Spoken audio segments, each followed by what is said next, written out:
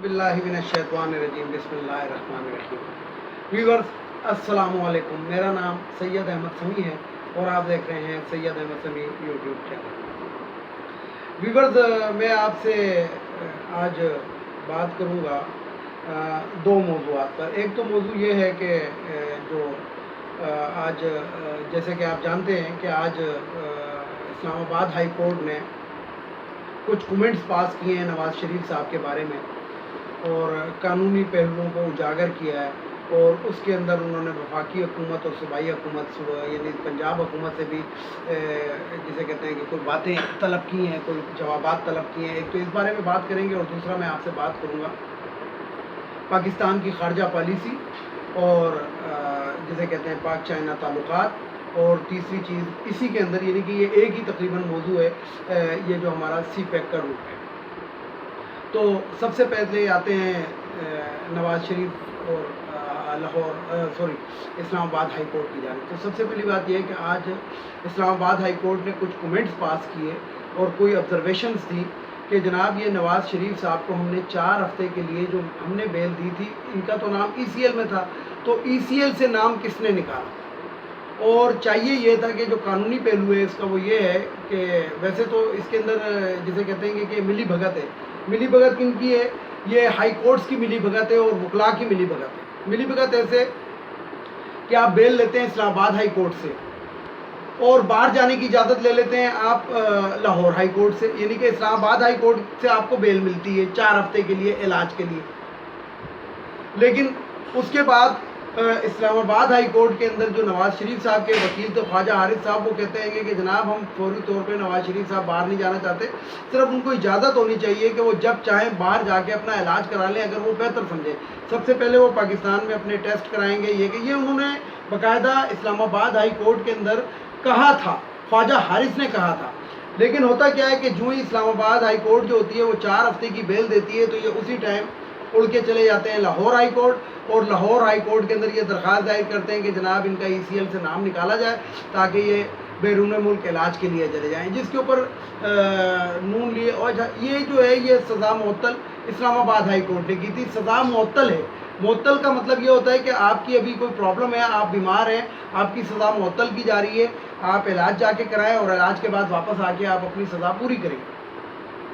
तो Lahore high court पहुँचते हैं, लाहौर हाई कोर्ट से इनको मिल जाती है कि ECL से निकाल देते हैं। और फिर वफाकी हुकूमत ने जब इनसे मांगा था कि जनाब आप 7 अरब रुपए दे दें और चले जाएं, यानी कि एक सिक्योरिटी बॉन्ड रख जाएं, तो वो फिर जो लाहौर हाई कोर्ट था उसने 50 रुपये के स्टाम्प पेपर के ऊपर उनको बाहर भेज दिया कि जी गारंटी शहबाज शरीफ दे रहे हैं कि जब हम इनको बुलाना चाहेंगे तो बुला लें।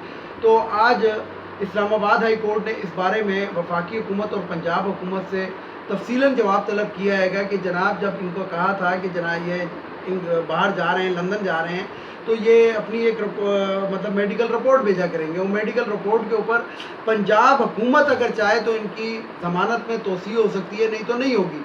लेकिन व्यूअर्स, ये जैसा कि अदालती निज़ाम के अंदर एक सख़म मौजूद है हमारे, और ये इस तरीके से गोल मोल घुमा घूमू के कभी इधर कभी उधर, यानी कि एक हाई कोर्ट पे इन्हिसार नहीं किया गया। एक से बेल ले ली गई, दूसरे से जनाब ECL से नाम निकलवाया गया, बाहर चले गए, और उसके बाद एक रिपोर्ट आती है वो अधूरी होती है। जब गवर्नमेंट दोबारा रिपोर्ट मांगती है तो वो आती नहीं। तो यानी कि जिसे कहते हैं कि ये घुमा फिरा दिया गया, और घुमाने के बाद वो मज़े से बाहर अय्याशी मार रहे हैं, काफ़ियाँ पी रहे हैं, घूम रहे हैं, फिर रहे हैं, और उन्हीं वन फील्ड अपार्टमेंट्स में रह रहे हैं कि जिनके कहते थे कि मुझे इनका मालूम नहीं है। तो आज इस्लामाबाद हाई कोर्ट ने कम से कम वफाकी हुकूमत और पंजाब हुकूमत से जवाब तलब किया है कि जनाब ये बाहर किस तरह गए, किनके कहने पे गए। हालांकि गो कि ये मालूम है, ये अखबारों में आ चुका है, मीडिया पे आ चुका है, सबको आ चुका है। मकसद देखें ना कि जब वो बाहर जा रहे थे तो पूरी दुनिया को पता था कि जनाब ये बाहर जा रहे हैं। कतर का तैयारा आया और उसके अंदर ये बैठ के बाहर चले गए, तो मालूम सबको है। लेकिन अब सारे जो हैं एक दूसरे का वो इस्तेमाल करेंगे, जो एक तरीका है ये Lahore Islamabad high court Lahore high court से वो करेगा। अब ये दोनों हाई कोर्ट्स बराबर हैं ताकत के हिसाब से, उसके हिसाब से तो पूछगछ तो ये कर नहीं सकते। बहरहाल जो भी होगा वो अब आपके सामने हो जाएगा। बात ये है कि नवाज़ शरीफ साहब घुमा फिरा के धोखा दे के और ये बाहर चले गए। अब लबे लबाब इस चीज़ का ये है। तो व्यूअर्स, जैसा कि मैं अपनी हर वीडियोस के अंदर आप लोगों को बताता रहा हूँ कि ये लोग बड़े झूठे हैं और ये उस चीज़ का जवाब नहीं देते کہ جو چیز ان سے پوچھی جائے اس کے وقت بتاتے ہیں. جب ان سے پوچھا جائے کہ یہ پیسہ کہاں سے آیا تو جناب میں اس ملک کا 3 دفعہ وزیر اعظم رہا ہوں, میں نے اس ملک کی خدمت کی ہے, میں نے اس میں موٹر وے بنا. یعنی کہ دیکھیں ویورز, ایسا زبردست ہمارا موٹر وے بنا, ایسا بہترین ہمارا موٹر وے بنا کہ جس کو کہتے ہیں کہ اسحاق ڈار اور نواز شریف نے جب موٹر وے بن گیا وہ قرضہ لے کے بنایا.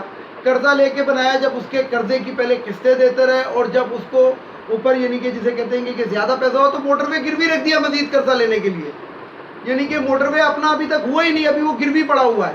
یعنی کہ جو اس کے ٹول پلازوں کے اس کے پیسے آتے ہیں وہ اس ملک چلے جاتے ہیں جس ملک کے پاس آپ نے گروی رکھا ہوا. مینٹیننس ہم کریں گے کیونکہ گروی رکھا ہوا ہے, یعنی کہ ہم اس میں رہ رہے ہیں, ہمارے ملک میں ہمارے ملک کی ٹرانسپورٹ چل رہی ہے تو ریپیئر ہم کریں گے, لیکن پیسہ وہ لے دیں گے جن کے پاس گروی رکھا ہوا. تو یہ ایک اس طریقے کی انٹلیکچوئل کرپشن, اس کو ایک لفظ ہوتا ہے انٹلیکچوئل کرپشن, پڑھی لکھی دھاندلی.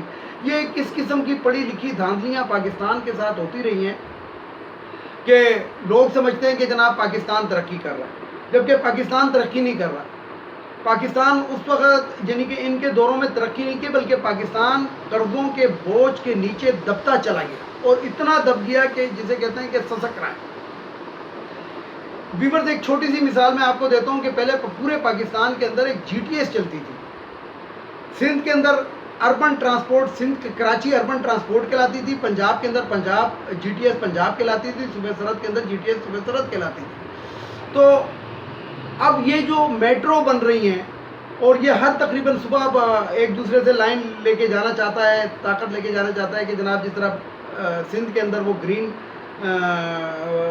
ٹرانسپورٹ بنے گی اور پنجاب کے اندر میٹرو بن گئی اور پشاور کے اندر جسے کہتے ہیں خیبر پختونخوا کے اندر وہ ایک اور میٹرو بن گئی جس کا نام انہوں نے رکھ دیا BRT. پہلے یہ جی ٹی ایس یہ سارا بوجھ جو تھا اپنے کندھوں پہ مسافروں کو اٹھائی ہوئی تھی. ان کی لوکل ٹرانسپورٹ جو ہوتی تھی وہ اندرون شہر چلتی تھی اور جو ان کی دوسری ٹرانسپورٹ ہوتی تھی وہ بیرون شہر, یعنی کہ وہ ایک شہر سے دوسرے سے تیسرے سے چوتھے, یعنی کہ جو میں آپ سے بات کروں گا کہ جو خیبر پختونخوا کی جی ٹی ایس تھی جس کو گورنمنٹ ٹرانسپورٹ سروس پشاور کہا جاتا تھا, وہ ملتان تک جاتی تھی.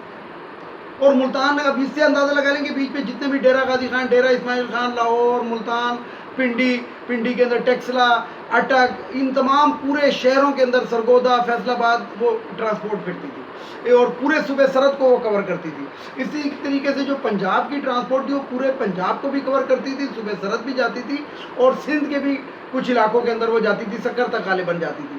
اور جو یہ جو خیبر پختونخوا کی ٹرانسپورٹ تھی یہ کابل تک جاتی تھی, یعنی کہ جی ٹی ایس کی بس جو تھی وہ کابل بھی جاتی تھی.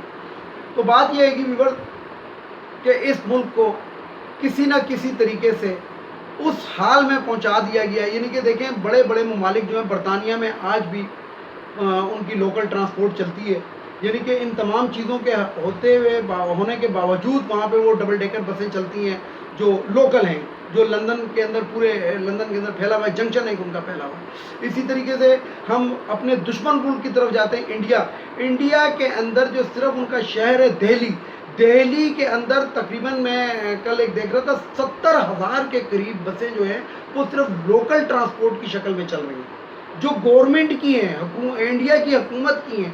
اور اسی طریقے سے بمبئی کے اندر, یہ ان کے 2 بڑے شہروں کے میں نے نام لیے, زیادہ شہروں کے اگر نام لوں تو ان کے تو بہت شہر ہیں گے اور یہ پھیلا پڑا ہوا ہے سسٹم ان کا. اور مزے کی بات یہ ہے کہ ان کے ملک میں جو بسیں چل رہی ہیں وہ ٹاٹا بسیں ہیں جو کہ انڈیا کے اندر خود بن رہی ہیں.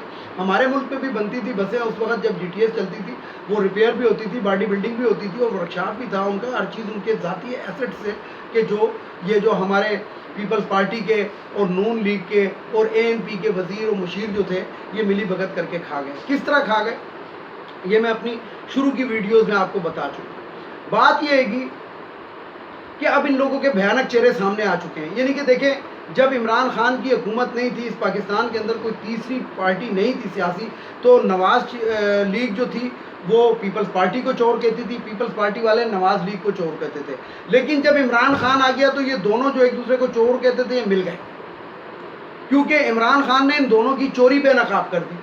اب ویورز یہاں پہ آپ کو ایک اور بات بتاؤں کہ پاکستان کے اندر آج کل ایک بڑی وہ چل رہی ہے, تمام مسلمانوں کے اندر, تمام پاکستانیوں کے اندر ایک اضطراب پایا جاتا ہے کہ متحدہ عرب امارات نے اسرائیل کو تسلیم کر لیا. تو پاکستان کے اندر باقاعدہ طور پہ ایک مہم چلنا شروع ہو گئی ہے. جس طرح کہ آپ کو پتہ ہوگا کہ کل میاں افتخار ANP کے ایک سرکردہ رکن ہیں, پشاور کے اندر رہتے ہیں, تو انہوں نے اور مولانا فضل الرحمان نے ایک پریس کانفرنس پرسوں کی ہے. یہ میں آپ کو بتا دوں, اور اس کے اندر آپ اس پریس کانفرنس کا لب و لہجہ دیکھ لیں, اور اس کے اندر جو حکومت کو باتیں بتائی گئی ہیں, یعنی کہ حکومت کو ایک کہا گیا ہے کہ آپ ایسا کریں, وہ اسرائیل کو تسلیم کروانے کی جانب پہلی ایک پریس کانفرنس ہے. جب بھی اسرائیل کو پاکستان نے اگر کبھی اس قسم کا وہ ہوا تو دیکھیں گے کہ ANP, مسلم لیگ نواز, پیپلز پارٹی اور جمعیت علماء اسلام فضل الرحمان, یہ جو ہوں گے پیش ہوں گے کہ اسرائیل کو تسلیم کر لو. مثلا میں آپ کو بتاتا ہوں, ایک چھوٹی سی مثال دیتا ہوں کہ کچھ عرصے پہلے کہا جاتا تھا کہ عمران خان یہودی ایجنٹ ہے, لیکن اب ان کے آقاؤں نے قبول کر لیا اسرائیل کو, تو اب ایک وہ چلے گی کچھ دن کے بعد کہ یہ عمران خان جو ہے وہ یہودی ایجنٹ نہیں بلکہ چائنیز ایجنٹ ہے. یہودی تو پھر اہل کتاب ہیں, لیکن چائنیز تو نہ خدا کو مانتے ہیں نہ کسی چیز کو مانتے ہیں, یعنی کہ یہ اس سے بھی خطرناک ایجنٹ اس کو قرار دے دیا جائے گا. تو ویورز, یہ تھی ان لوگوں کی باتیں جو میں آپ کو بتانا چاہتا تھا. بات کہاں سے شروع ہوتی ہے اور کہاں پہ ختم ہو جاتی ہے, تو مقصد بتانے کا یہی تھا کہ بھینسوں کی بہنیں ہوتی ہیں, اور یہ جتنی بھی اپوزیشن ہے یہ اس ٹائم ایک دوسرے کی بہنیں ہیں, ایک دوسرے کی چوریاں چھپا رہے ہیں, ایک دوسرے کی ڈکیتیاں چھپا رہے ہیں, ایک دوسرے کے فیک اکاؤنٹ چھپا رہے ہیں. 7 ارب 70 کروڑ روپے کا ڈاکہ شہباز شریف اور ان کی فیملی نے مارا ہوا ہے.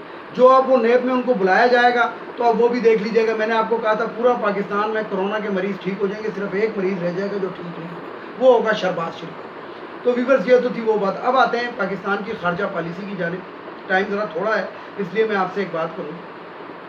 پاکستان اور چائنا کے اس ٹائم تعلقات بہت زیادہ مضبوط ہو چکے ہیں. وہ اس لیے مضبوط ہو چکے ہیں کہ یہ دونوں ایک دوسرے کے لیے لازم و ملزوم ہیں.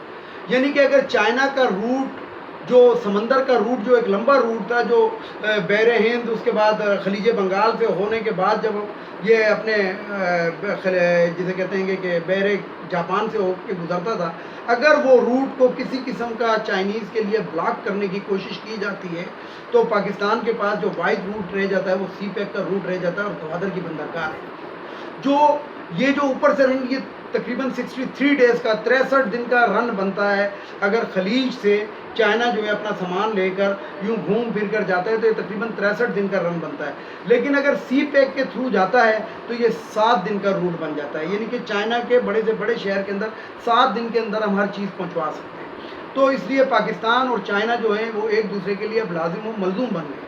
اب اس کے اندر میں آپ کو ایک اور بات بتا دوں کہ یہ جو چائنا نے جو لداخ کے اوپر قبضہ کیا ہے, یہ اس کے اندر پاکستان کی خارجہ پالیسی کا بہت بڑا عمل دخل ہے. اور یہ سمجھ لیں کہ میں نے اپنی ایک ویڈیو میں کہا تھا کہ 2 دوست مل کر ایک دشمن کو مار رہے ہیں, تو یہ وہی اسی چیز کی کڑی ہے. تو پاکستان کا جو برا وقت تھا وہ اب تقریباً ختم ہونے لگا ہے, کیونکہ چائنیز کی انویسٹمنٹ ایک بہت اسپیڈ سے آ رہی ہے. اور اس سال جو ہے 65 ارب ڈالر کی انویسٹمنٹ آپ کے سی پیک جو پاکستان کے اندر ہے اس کے روٹ کے اوپر چائنا کرنا ہے. 65 ارب ڈالر کی انویسٹمنٹ چائنا جو ہے وہ پاکستان اس سال لے کر آ رہا ہے. اب خارجہ پالیسی جہاں تک میں نے بتایا, تو جیسا کہ آپ کو معلوم ہے کہ جنرل باجوہ صاحب سعودی عرب پہنچ چکے ہیں, لیکن وہ مرد, میں نے جس طرح اپنی پچھلی ویڈیو میں کہا, وہ مرد مجاہد اپنی بات سے ایک دفعہ بھی پیچھے نہیں پھرا, اور اس نے وہی بات کی ہے کہ ہم اسرائیل کو تسلیم نہیں کریں گے, اور کشمیر کے مسئلے کے اوپر تمام امہ جو ہے یہ ہمارا ساتھ دے, اور اگر ساتھ نہیں دیتے ہیں تو ہمارے راستے جدا ہو جائیں گے. اب میں آپ کو ایک بریکنگ نیوز دے دوں ویورز یہاں پہ, کیونکہ آخری لمحات ہیں. 6 ملکوں کا بلاک بننے والا ہے, جو اجمی ملک ہوں گے, عربی ملک نہیں ہوں گے, وہ 6 اسلامی ملک ہیں, ان کا بلاک بننے والا, بہت اسٹرانگ بلاک بننے والا ہے. اب جو امہ کے فیصلے ہوں گے وہ میرا جہاں تک خیال ہے اور جو میں آبزرو کر رہا ہوں, یہ پاکستان کرے گا. میں نے جس طرح اپنی پچھلی ویڈیو میں کہا تھا کہ سعودی عرب میں ہمارا کعبہ ہے, سعودی عرب ہمارا کعبہ نہیں ہے, ادھر کے شیخ ہمارا کعبہ نہیں ہے, سعودی عرب میں ہمارا کعبہ ہے جس کی طرف ہم منہ کر کے نماز پڑھتے ہیں. تو ویورز انشاءاللہ بہت جلد آپ کو بہت اچھی خبریں ملنے والی ہیں پاکستان کی خارجہ پالیسی کے لحاظ سے, کیونکہ پاکستان کی خارجہ پالیسی جو ہے اس ٹائم دنیا کے اندر, میں صرف اسلامی ملکوں کا نام لے رہا, دنیا کے اندر پاکستان کی خارجہ پالیسی ایک قدر کی نگاہ سے دیکھی جا رہی ہے, اور اس کو اب سمجھا جا رہا ہے. پہلے تو جیب سے پرچی نکال کے بتایا جاتا تھا, اب جیب سے پرچی کے بجائے ڈائریکٹ بات ہو رہی ہے اور اس کو سمجھا جا رہا ہے. تو اس لیے آنے والے دن پاکستان کے بہت جو ہے معیشت ایک صحیح سمت کے اوپر گامزن ہو گئی ہے. کرونا کے باوجود ہماری ایکسپورٹ بڑھ گئی ہے اور امپورٹ بھی انشاءاللہ بڑھ جائے. تو یہ میں نے آپ کو باتیں بتانی تھی. اور انشاءاللہ جس طرح کہ میں نے آپ کو کہا تھا کہ عنقریب یعنی کہ میں کہتا ہوں کہ بہت جلد کشمیر بغیر کسی بلٹ کے ہم حاصل کر لیں گے, بلٹ چلائے ہوئے, کیونکہ ہم نے نقشہ دے دیا ہے, علاقہ ہمارا ہے. اور اب ہم اقوام کو اتنا جسے کہتے ہیں کہ مجبور کر دیں گے کہ وہ ہمارے حق کے اندر, ہمارے حق میں نہ کریں, ہم تو کہتے ہیں نیوٹرل فیصلہ کریں. کشمیری اگر آزاد رہنا چاہتے ہیں ان کو آزاد ہونا چاہیے, اگر وہ ہم سے ملتے ہیں ہم سے ملیں, انڈیا سے ملنا چاہتے ہیں انڈیا سے ملیں, بس صرف اقوام متحدہ اپنا کردار اور اپنا وعدہ نبھائے. ویڈیو کو لائک کریں, شیئر کریں, سبسکرائب کریں اور بیل آئیکن کے بٹن کو ضرور دبائیں تاکہ میری نیکسٹ ویڈیو آپ کو ملتی رہے. آخر میں آپ کو یہی بتاؤں گا کہ جو ایک ہم نے اپنا ایک موٹو رکھا ہے کہ افغانیوں کو اب اپنے ملک جانا چاہیے. یہ میرے آخری الفاظ. اس کے ساتھ ہی اجازت چاہوں گا عوام کو, ویورز کو. اللہ حافظ. اور وہی نعرہ پاکستان زندہ باد, پاک ہو پائندہ.